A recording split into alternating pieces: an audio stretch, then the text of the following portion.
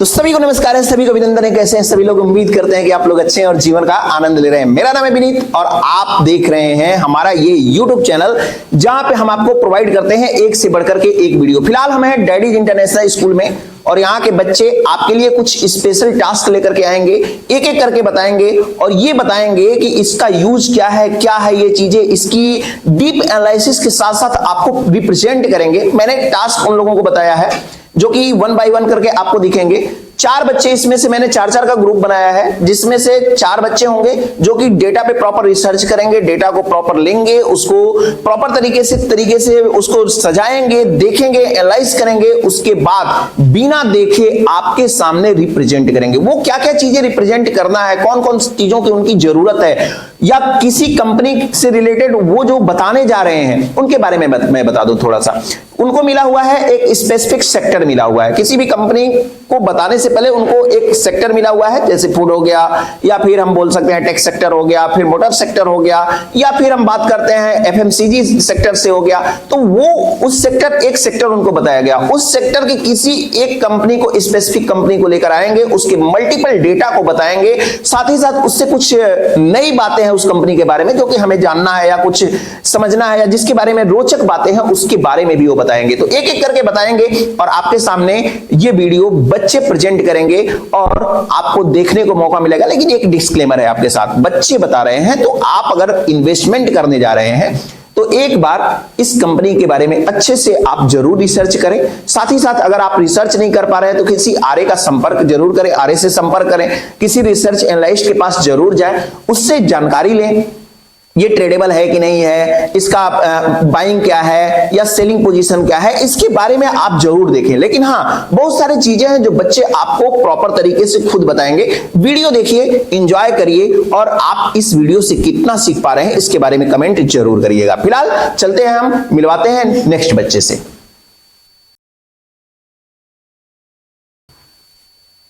Good evening everyone. तो आज मैं यहाँ पर खड़ा हूँ टेक सेक्टर के बारे में एक्सप्लेन करने के लिए, और मेरा नाम सक्षम है और मेरे साथ मेरे पार्टनर प्रद्युम्न खड़े हैं और मेरी टीम है, मेरी टीममेट्स हैं मिश्रा और शशांक, जिन्होंने हमारी बैकग्राउंड रिसर्च में हेल्प करी है। तो आज हम आप लोगों को टेक सेक्टर से रिलेटेड एक कंपनी के बारे में बताने वाले हैं जिसका हमने एनालिसिस किया है, जिस कंपनी का नाम है TCS। लेकिन उससे पहले प्रद्युम्न आपको बताएंगे टेक सेक्टर होता क्या है। प्रद्युम्न बताइए। टेक सेक्टर वो इंडस्ट्री है जो जिसमें कि हम जिसमें कि AI का जनरेशन होता है और बहुत सारे इलेक्ट्रॉनिक चीज की मैन्युफैक्चरिंग होती है। और इसमें जैसे आप देख सकते हैं कि AI का बहुत ज़्यादा बोलबाला है आज के ज़माने में, और इसमें साइबर सिक्योरिटी का भी बहुत ज़्यादा काम होता है। और जैसा सारी ज़्यादातर कंपनी AI को प्रेफरेंस देती है, और इसमें बहुत सारी कंपनीज है, जैसे TCS हो गई, इन्फोसिस हो गई, HCL हो गई। तो अब हमारी जो कंपनी है TCL, उसके बारे में बताएंगे।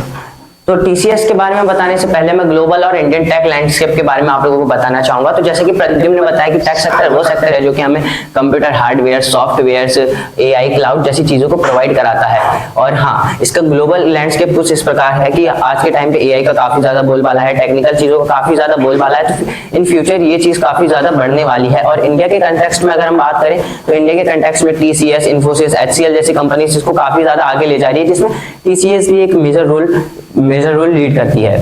तो उसके पहले हम प्रद्युम्न हमें बताएंगे कि कंपनी की हिस्ट्री और कंपनी के हेडक्वार्टर्स वगैरह कहाँ पर है। बताइए। कंपनी 1968 में एस्टेब्लिश हुई थी और NSE में लिस्ट हुई थी 25 अगस्त 2004 में, और इसका हेडक्वार्टर है मुंबई में। अब मुंबई में आप सोच रहे होंगे मुंबई में क्यों हेडक्वार्टर है, क्योंकि इसकी जो ज्यादातर कंपनीज है, जैसे टाटा ग्रुप हो गया, टाटा सन्स हो गया, वो भी मुंबई में उनका हेडक्वार्टर है। और ये कंपनी ज्यादातर फाइनेंशियल के लिए होती है, और इंश्योरेंस से इसका ज्यादातर रेवेन्यू आता है। तो इसका, और मुंबई जो है क्या है, मुंबई फाइनेंशियल कैपिटल है इंडिया की, तो इसलिए इसका जो हेडक्वार्टर है वो मुंबई में है। और इसके CEO हैं के कृति वसन। अब इसके आगे सक्षम बताएंगे।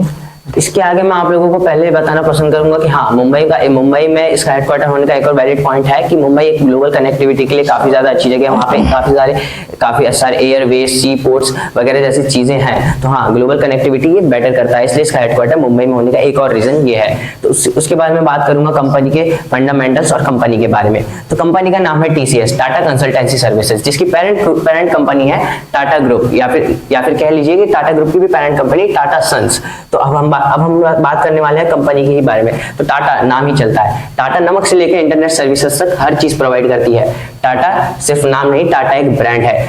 ये कंपनी 1868 से अपना रुतबा बना के बैठी हुई है हमारे इंडिया में। और हाँ, जैसे कि प्रद्युम्न ने बताया कि TCS को हमने फाउंड हुई थी 1968 में, जिसके फाउंडर था टाटा ग्रुप। और जिसमें इंडिविजुअल फाउंडर की अगर हम बात करें तो इसके इंडिविजुअल फाउंडर थे फकीर चंद जी, जो कि इसके फर्स्ट CEO एंड इसके फाउंडर कहलाए जाते हैं। तो अब इसके फंडामेंटल्स के बारे में अगर हम बात कर ले तो इसकी मार्केट कैपिटलाइजेशन है 11.8 ट्रिलियन, फेस वैल्यू है ₹1 पर शेयर। फेस वैल्यू से इतना कम होने का रीजन ये है क्योंकि जब ये कंपनी स्टैब्लिश हुई थी, यानी कि बहुत पहले ये कंपनी स्टैब्लिश हुई थी, उस टाइम पे इतना फेस वैल्यू भी होना अच्छी बात है। और इसकी बुक वैल्यू की बात करूं मैं तो इसकी बुक वैल्यू है 294। बुक वैल्यू क्या होता है, यानी कि अगर कंपनी अपने डेट्स चुका दे, एसेट्स बेच दे, उसके बाद जो कंपनी पर शेयर पे जितना प्राइस बचा पाएगी वो होगा हो जाती है उसकी बुक वैल्यू, ठीक है।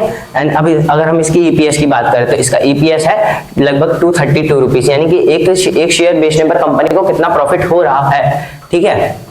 और अब हम इसकी पी रेशियो की बात करें तो इसका पी रेशियो है 24 रुपीज, 24%। एंड अगर हम इसके PEG रेशियो की बात करें तो इसका PEG ratio, price to equity ratio on growth, यानी कि प्राइस टू इक्विटी रेशियो पे ग्रोथ का रेशियो कितना है, तो जो कि है 3.22%। और इसका ROE है लगभग 47%। ROE क्या होता है, रिटर्न ऑन इक्विटी, यानी कि शेयर होल्डर से जितना इक्विटी में इसने पैसा लिया है उस पे कितना रिटर्न दे पा रही है, 47% का लगभग ये रिटर्न दे पा रही है। ROCE, return on capital employed, return on capital यानी कि कंपनी ने अपना सारा पैसा लगा चुकी है एंड फिर उसके बाद कंपनी उस पर कितना पैसा कमा पा रही है, जो कि है इसका 67.8% समथिंग।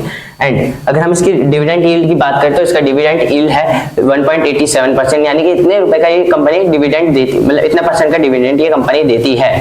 एंड अगर हम इसकी डेट टू इक्विटी रेशियो की बात करें जो कि 0.10%, डेट टू इक्विटी रेशियो काफी कम है इस कंपनी का। और इसके पिछले 5 साल के डेट टू इक्विटी रेशियो का ट्रेंड हम देखें तो पिछले 5 साल में इसका डेट टू इक्विटी रेशियो 0.8 था और फिर 0.8 से बढ़कर के सिर्फ 0.10 रुपीज तक गया, यानी कि सिर्फ 0.2% की इसमें बढ़ाई आई है। तो यानी कि इससे हम ज्यादा सोच सकते हैं कि कंपनी पे ज्यादा डेट भी नहीं है, ज्यादा इस कंपनी के पास कोई लाइबिलिटीज वगैरह भी नहीं है। तो अगर अब हम इस कंपनी के अगर फंडामेंटल्स की बात करें तो कंपनी का EBITDA मार्जिन है 26 to 28% और EBITDA है 68,000 CR to 74,000 CR। Okay. And अगर हम इस कंपनी के रेवेन्यू की बात करें तो 2.59 ट्रिलियन इस कंपनी का पिछले ईयर का रेवेन्यू है, फॉर ईयर 2025 का इसका रेवेन्यू रहा है। एंड जैसे कि प्रद्युम्न ने बताया कि इसका हेडक्वार्टर मुंबई में, इसके CEO ये कृतिवसन है एंड एक्सेट्रा चीज आपको प्रद्युम्न ने बताई। तो उसके बाद प्रद्युम्न आपको बताना चाहेंगे कि इसका पास्ट आउटलुक कैसा है। इसका पास्ट आउटलुक बहुत अच्छा रहा है पिछले 5 सालों में। तो इसके पिछले 5 सालों में इसका EBITDA और रेवेन्यू 8 से 10% बढ़ा है, मतलब कि एनुअली। तो मतलब कि हर साल इसका रेवेन्यू और EBITDA मार्जिन 8 से 10% बढ़ा है। तो ये बहुत अच्छी बात होती है किसी कंपनी के लिए इतना बढ़ना। और इसकी अभी इसका EBITDA मार्जिन 26 to 28% है, जो कि टैक्स सेक्टर के लिए बहुत अच्छा है। और एक टैक्स सेक्टर के लिए एक टैक्स सेक्टर की कंपनी के लिए 20 प्लस EBITDA होना बहुत अच्छी बात है। तो इसका पिछले 5 सालों में बहुत अच्छा स्ट्रॉन्ग परफॉर्मेंस रहा है और इसकी 5 सालों में मार्केट कैपिटलाइजेशन बहुत बढ़ी है।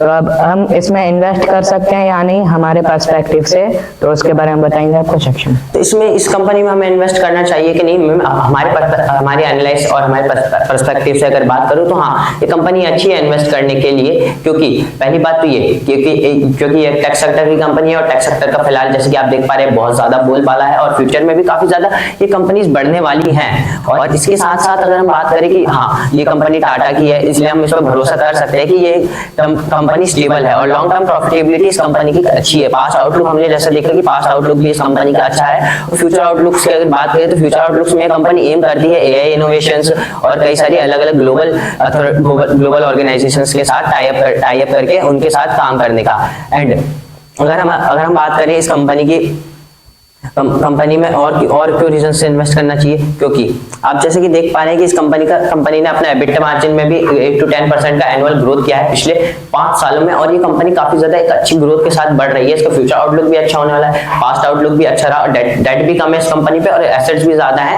As compare to date. इसका डेट लगभग 90 to 110 बिलियन है, एसेट इसका है लगभग 1.87 ट्रिलियन।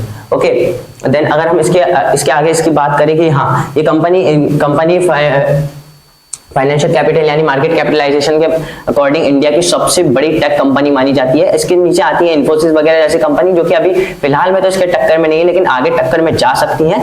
तो अपने रिस्क पे अगर आप इस कंपनी में इन्वेस्ट करना चाहते हैं तो कर सकते हैं। और इस कंपनी को ब्लू चिप टेक सेक्टर की ब्लू चिप कंपनी कहा जाता है इंडिया के कंटेक्स्ट में। ब्लू चिप कंपनी क्या होती है? ब्लू चिप कंपनी वो होती है जो कि अपने सेक्टर में अपनी अच्छी खासी मोनोपोली लेके बैठी हुई होती है एक अच्छे खासे मास लेवल पे। तो ये हाँ कह सकते हैं कि ये टेक सेक्टर की ब्लू चिप कंपनी है। और हाँ ये एआई से रिलेटेड काफी सारे अलग अलग प्रोजेक्ट्स कर रही है और इसका इंफ्रास्ट्रक्चर के डेवलपमेंट के बारे में अगर बात करें तो ये कंपनी फ्यूचर में प्लान कर रही है एक 1 गीगावाट डेटा सेंटर बनाने का इंडिया में, जो कि हमारे इंडिया के लिए काफी एक बड़ी बात होगी क्योंकि बहुत ही हम जानते हैं कि काफी कम जगहों पे वर्ल्ड में 1 गीगावाट डेटा सेंटर्स हैं। तो हमारे इंडिया में ये काफी सही बात होगी और यहाँ फ्यूचर में ये कंपनी बढ़ सकती है तो आप इसमें इन्वेस्ट कर सकते हो। अब फिलहाल मैं इसके बारे में बात करूंगा इस कंपनी के 52 वीक्स का हाई ऑर्डर। 52 वीक्स का इसका हाई रहा है 4332 रुपीस एंड 52 वीक्स का लो रहा है 2867 रुपीस।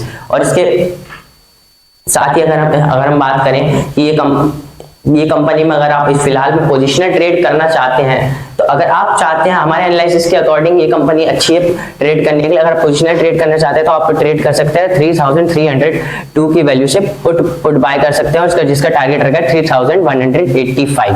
और इसी के साथ मैं अपनी वाणी को विराम देना चाहूंगा। साथ ही साथ अगर प्रद्युम्न कुछ बताना चाहे तो वो अपना बता सकते हैं। मैं बस यही कहना चाहूंगा कि आने वाले समय में टेक सेक्टर बहुत ज्यादा अपना रोल प्ले करने वाला है, तो इसकी वजह से और भी कंपनीज टेक सेक्टर में जो ग्रो करेंगी और बाकी आप अपने आरए से कंफर्म करके आप इस कंपनी में इन्वेस्ट कर सकते हैं। Thank you.